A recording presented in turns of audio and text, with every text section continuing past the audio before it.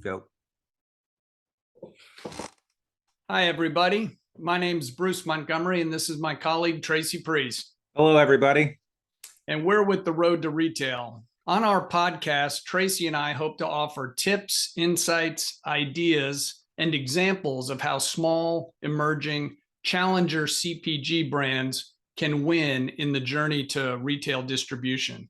This covers everything from determining if you're ready to grow, where to start, how to prove it online, how to go about securing distribution at a national retailer, driving your business through to the consumer, and how to go about finding an investor if that's something you need.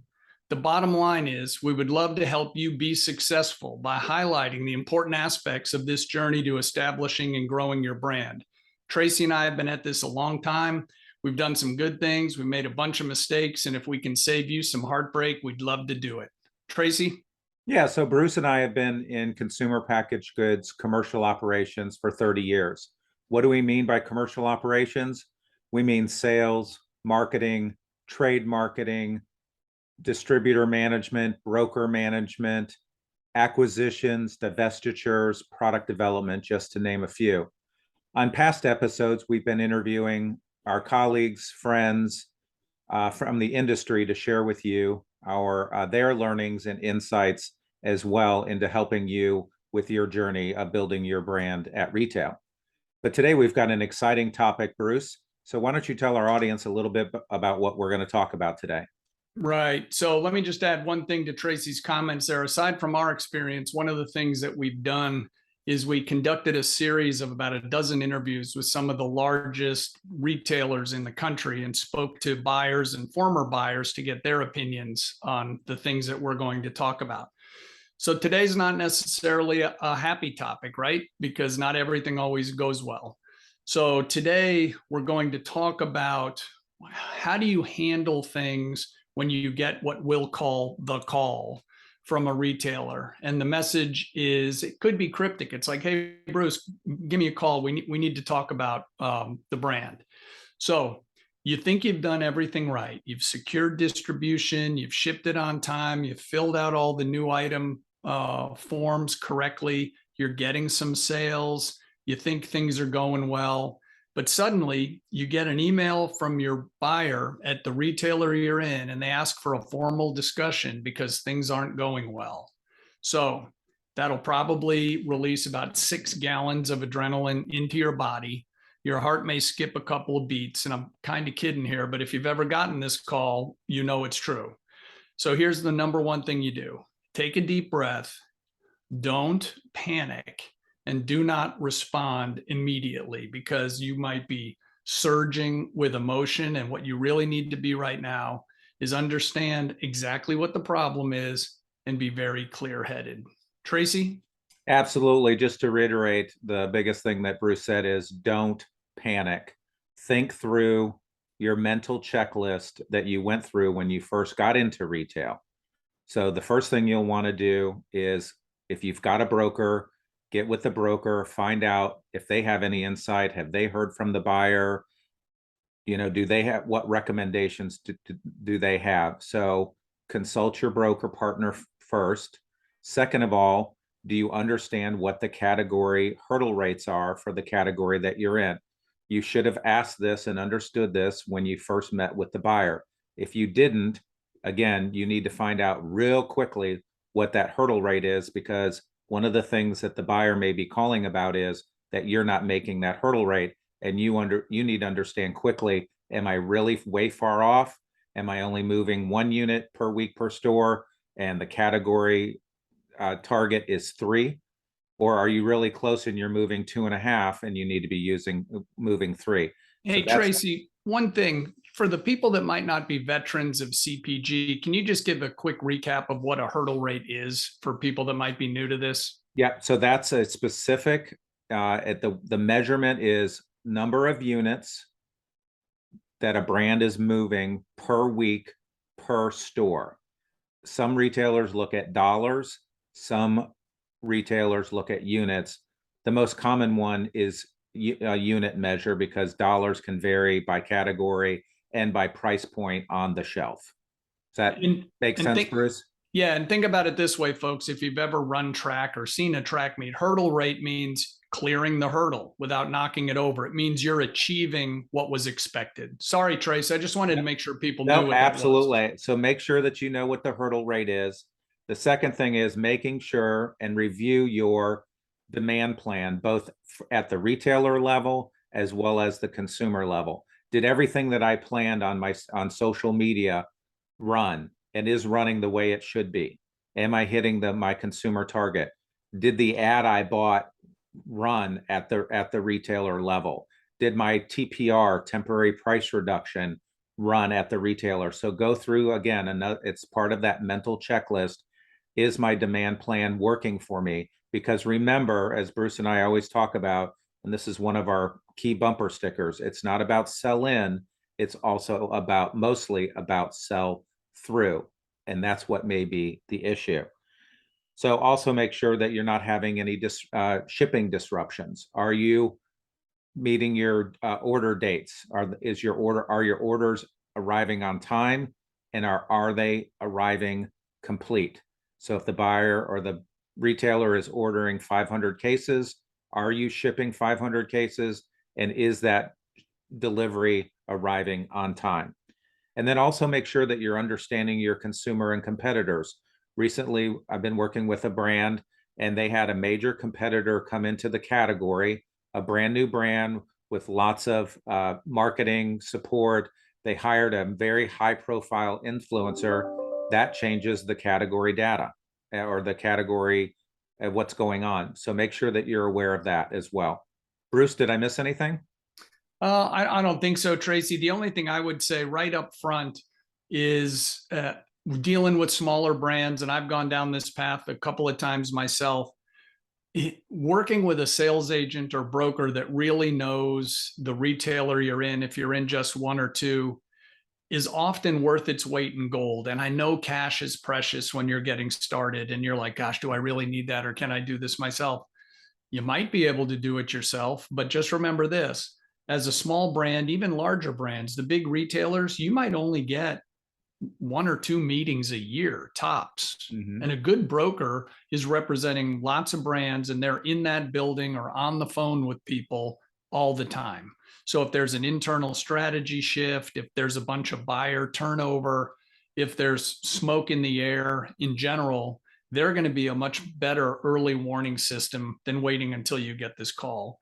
So I'm being a bit of a drama queen here, but don't save $50 hiring a broker and then lose 500 because something bad happens. That's So what I true. would just ask. So true. So let's move on now. Tracy's told you to go through that mental checklist. Here's some other questions to ask when you finally do respond. Ask exactly what the issue is. Don't, and it, again, you're going to be nervous probably. We've all had this, but don't settle for something that's vague. You're just not getting there. Well, what does that mean? You know, again, comes back to the hurdle rate. Tracy said, are you just missing? Have you had a bunch of damages? Has a competitor come in and dumped a bunch of trade money out there? So now your price point, which used to be a 50-cent premium, is now looking like a $2 premium because they're running what seems like a never-ending $2 discount at the shelf. So you have to understand all of these things. There also could be a margin change. I mean, retailers are always reassessing their categories, and maybe the margin for your category had been 30 points, and now it's up to 32.5. So those buyers are under a lot of pressure to find that other 250 basis points or 2.5%. And they got to make it up somewhere, right? And the very biggest brands with the biggest SKUs, often they're reticent to touch those because in the minds of consumers, the big brands with the big SKUs have what's called an anchor price. People sort of know what that should cost. So since Tracy wants to be competitive with Bruce, these number 1 through 5 SKUs in a category are going to be pretty tight. So they're going to margin up on the fringes. So you have to be cautious as to what's going on. If your issue is something temporary and controllable, like you've had a supply chain issue with everything going on right now, that's not out of the norm at all. but hit it head on. Tell them you know what's going on. These are the steps you've taken to fix it. This is when it will be fixed, and then hit those dates. And if something slips even a little, be proactive. We're going to talk about this a little later. Don't ever hope that a large retailer won't notice, because they will. They have dump trucks full of data and talented people going through it all the time. Now, if they tell you it's a margin issue because there's a change, there's a couple of things you can do. Let me tell you what the last one you should do is lower your acquisition price. Yes. Because when you go there once, you may end up having to go there again. The other thing is, if you lower your acquisition price at one retailer and then you have other retailers in the future you want to do business with, that's going to put pressure and ripple through your P&L. Because I've seen it before. People are like, oh, if I can just get into this account, then these other accounts will notice, and then I can try to get in there. But if you constrain yourself by settling for a lower gross margin than you know you need to financially run your business through your own P&L, that has to be the last button you push. So there's other things you can do. You can increase your trade support, right? You can increase your consumer support, because if you can get your brand growing, even if your margin's a little lower than optimal, if a brand is growing, it's probably safe. If you're clearing that unit or dollars per store per week hurdle, even if margin isn't quite there, you're probably okay. And another thing you can do is increase your trade support on programs that drive pressure directly through to the consumer. So a lot of retailers right now are really highly interested in getting brands onto their digital platforms. That gets you some points, and it puts pressure against the consumer. An ad, there might be thematic promotions for like Women's Health Month, or spring cleaning month when you roll around into March, April, May. Are there themes that the retailer promotes that you might, even as a small brand, might be able to get into? Always raise your hand that you're interested in knowing about programs that are of interest to them. Now, you can't say no to, or you can't say yes to all of them, but if you say no to all of them, you'll stop getting the call. Right. But you want to be easy to do business with, and you want to be considered. Tracy, anything else there?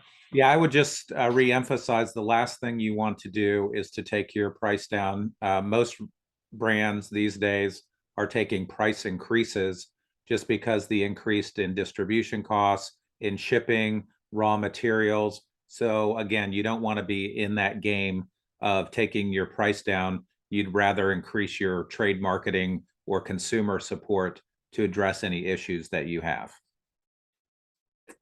So now we're going to talk about the hurdle rates a little bit again, and about data. So again, the first thing you want to do is how to find out how far off are you? Are you close? The big thing here I want to emphasize is the buyer wants you to succeed. If you get a call, Exactly. don't take this personally. Don't say, "Oh, the buyer hates me." This is business. You cannot take this personally. As an entrepreneur and a brand owner, one of my best advice to you is you've got to be thick-skinned. This is business. The buyer spent a lot of time and invested in your brand and in you to get you set up as a vendor and get your new item set up. That was a investment by the buyer. So they want you to succeed. They don't want to go back to their manager and have to explain, why your brand failed. They don't want to do that. So the bottom line is, please understand this is not personal, and they want you to succeed. Now I want to talk a little bit about data. So again, I know this is a challenge for small emerging brands to get access to data. Spins, Nielsen, IRI, the three big syndicated data providers are not a cheap endeavor, and you may be small right now and can't afford that. At some point, you will have to buy data as you grow. But in the meantime, feel free to ask the buyer for a snapshot of the category data or your data specifically to see how you are doing. But you can't go to the well too many times. Like, you can't ask every month the buyer to pull that, because that is time that you're asking them to invest in. Once or twice a year, maybe 3 times, that's okay. But don't be a pain and ask for that, on a monthly basis. That's not going to happen. And they may do it once or twice. And if you keep asking, then they may just stop providing it altogether. Another option is to go to your distributor partner. So you may have to pay a small amount for that data, and then some distributors do offer that at no charge as a part of being doing business with them. And you can go to the portal and look for that data. There are also bigger retailers that do offer data that you can go to their portal and pull sales. So that is also, an option. So you do have some options if you're not big enough yet to pay for data. Bruce, any comments on that? Yeah, two things. So the points Tracy just made are critical. So I just want to jam home again as Michael and Sonny talk about in The Godfather. It's not personal. It's just business. Exactly. The issue there is I've been involved with many sales teams over the years. When someone ever says, Bruce, so-and-so buyer doesn't like me, that to me, that's the sign that I got the wrong person calling on that account, right? Human nature is that some people just enjoy spending some time with other people, but at the end of the day, it's about getting the job done. In our interviews that Tracy and I did, a very senior buyer over a very large retailer, all the buyers reported into this person. This person said, I have two things to manage, my space and my time. And are you going to help me do that better than my current set or worse? The other thing is when Tracy's talking about data, you can only play the I'm small card for so long because you can't be void of data. And sometimes, as Tracy said, the broker or distributor you hire and work with, one of their services may be that they buy data. And if you're interviewing a couple of different brokers and one has it and one doesn't, you should give that access to data some serious weighting because that it is expensive to go your own way. And then lastly, we've talked about this before. If you're constantly calling the retailer asking for data or anything, you become what's known as a needy brand. Mm-hmm. And when you're needy and small, that is a bad combination, right? You want to be easy to do business with. You want to have your act together, and you want to be growing and contributing to their category performance. There's always going to be speed bumps. There's probably even the iPhone had some issues at some point, right? So you're going to fall off track with shipping, or you're going to hit a lull in sales due to competitive activity. But you have to know what's going on and keep your cool. I'm going to press on here. So what's the story? The story is whenever possible, get ahead of an issue. So if you're really monitoring your business, even if you don't have a ton of data, you know your shipments. And if your shipments are starting to fall, your performance at the shelf is starting to fall. The factory always follows the consumer, right? So if your factory sales are strong, people are buying more because the retailers are ordering more from you. If your factory sales slow down, something's wrong, right? Things are building up in the supply chain.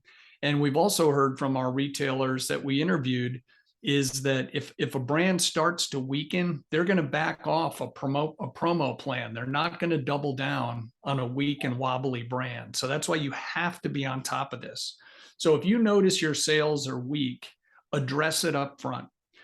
Send an email or get a quick call and say, hey, just want to let you know that we're aware that sales have been soft for these last 6 weeks, and here's the 4 steps we're taking to address it. At a minimum, it buys you goodwill that they don't have to go, oh, I now don't have to worry if Bruce is paying attention. He is. Now, whether he can fix it or not, time will tell, but at least he's paying attention and he's not hoping that we don't notice. We already talked about the fact that retailers have tons of data. They have large analytical groups, and if they don't have their own group, they're farming it out to someone who's constantly mining data. For those of you that have been in this business a long time, you'll always hear chatter around pressure from this category or that category, right? So some categories, when there's a lot of innovation, they get more space. That space comes out of other people.